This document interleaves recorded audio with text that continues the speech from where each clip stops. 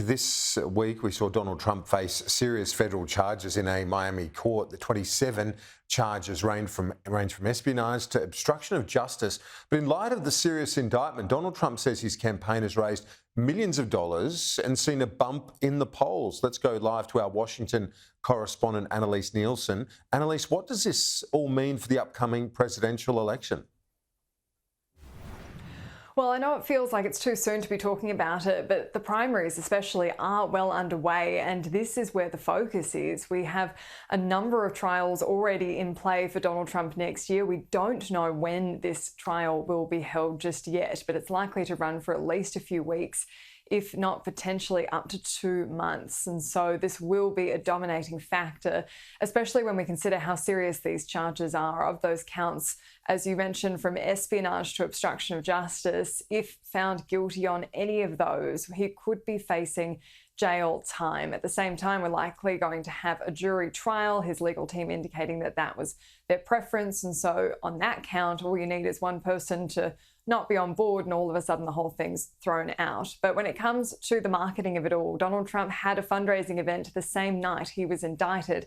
His campaign says that they raised over $6 million since the indictment happened in Florida. Of course, you have to take all of that with a bit of a grain of salt, but the polls are also telling a similar story. If we look at the 3 major national polls that have come out since Donald Trump's indictment, he's doing better, if not the same. 53% in the first Messenger poll, Quinnipiac poll 53%, and The Economist YouGov 51%, well ahead of his next closest rival, Ron DeSantis. And so while we don't have any other precedents to look at how this is going to play out in the presidential election, it's certainly not looking like it's working against Donald Trump, at least for now.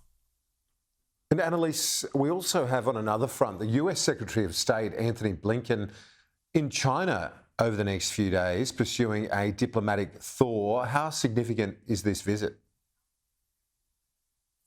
This is one to watch, especially for Australia as we look at our own diplomatic thaw with China. This is the first visit from the Biden administration's most senior diplomatic official. Antony Blinken was supposed to go in February of this year, but we'll remember that had to be called off when the spy balloon crisis was gripping America. So this is the postponed visit. What we've seen is some pretty frosty language from China already around what they expect to come out of this meeting. Antony Blinken's been quite straight in saying he wants this to be a reset in communication so that they can be competitive without veering into any kind of diplomatic crisis between the two superpowers yet again. But this is also going to have repercussions over the next week in Washington, D.C. on Capitol Hill. China's the one issue that unites all sides of politics. Republicans are saying, if anything, they shouldn't be pursuing this diplomatic thaw. They should be taking a harder stance against China, and they're not a fan of Blinken making the first move here. But it will remain to be seen exactly how this plays out, depending on what comes out of these talks.